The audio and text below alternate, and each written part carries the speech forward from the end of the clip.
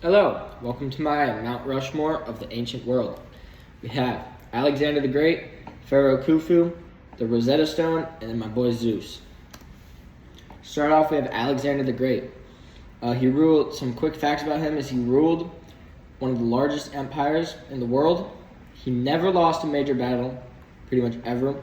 He defeated the Great Persian Empire. He's still studied to this day, and he has a city named after him named Alexandria.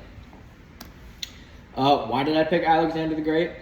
For one, he built one of the largest empires in the ancient world, pretty much just ever, just like in history, before he was even 33 years old, which is kind of crazy.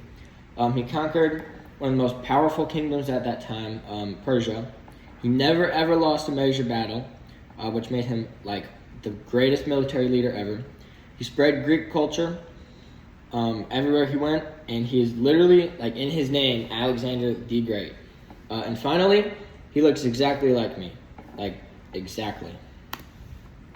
Is he comparable to anybody to modern day? I would have to say no. Nobody is as good as him. I can't really think of anybody that compares except for maybe me. So a quick story about Alexander the Great. So he once traveled through the Egyptian desert to visit the Oracle of Siwa, I don't really know how to say that, which was a sacred place where one would go to speak to to seek guidance from the gods. And when he got here, the priest reportedly honored him in a way that suggested he had a divine connection, and this divine connection just strengthened his belief in his own greatness, and then also boosted his reputation greatly. Next up on the list, we have Pharaoh Khufu. Some facts about him is he is the one credited for building the Great Pyramid of Giza. His followers considered him a god, basically. He was an incredible engineer. A lot of how he did this is still a great mystery to us, and he ruled over the old kingdom of Egypt. So why did I pick this guy? As I said before, he is credited for building the Great Pyramid of Giza, which is absolutely wild because that thing is huge, crazy. It is said that he built it in only 20 years, which is wild. I don't think even with our technology today we could do this. Great Pyramid is considered one of the 7 wonders of the world, which is absolutely wild. And as I said before, his people saw this man as a literal god.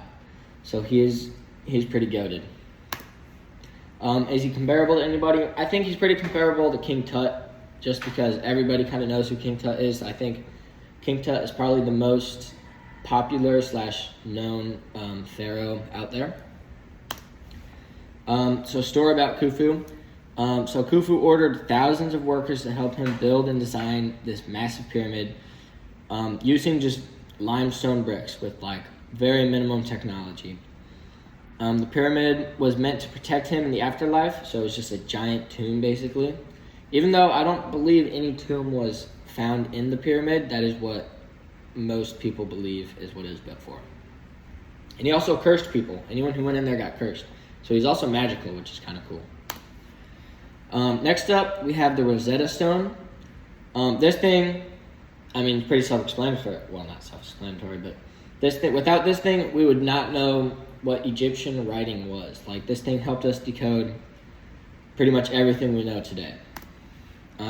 And that is why.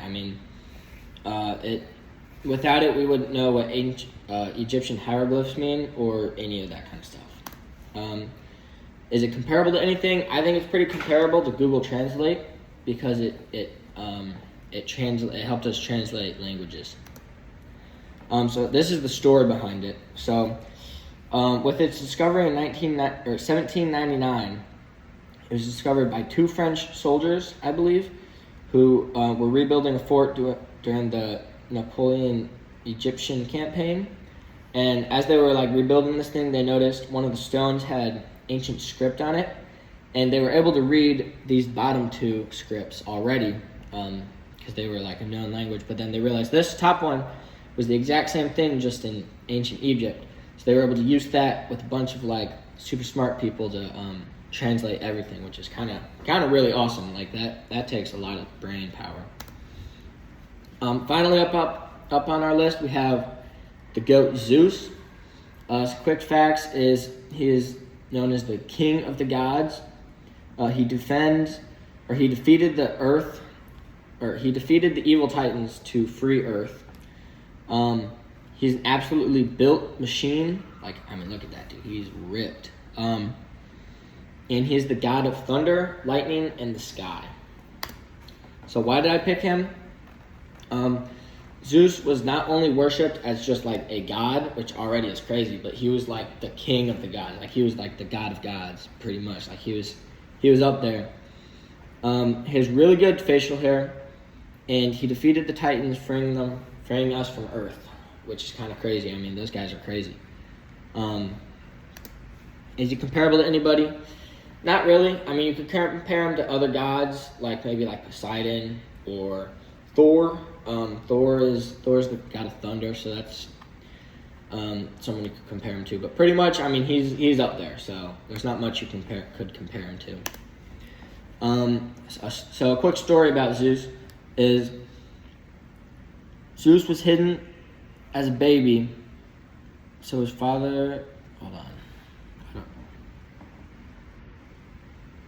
Yeah, Zeus was hidden as a baby, so his father Kronos, who was one of the Titans, the leader of the Titans, wouldn't swallow him like he did his other children. When Zeus grew up, he returned, freed his siblings, and led a war called the Titanomachy against the Titans. With the help from his allies like the Cyclops and all the other gods and his siblings, they were able to defeat the Titans and banish them to the underworld, which is where they're still, I guess, today in Greek mythology. This is my works cited. I will submit this to you as well. Thank you.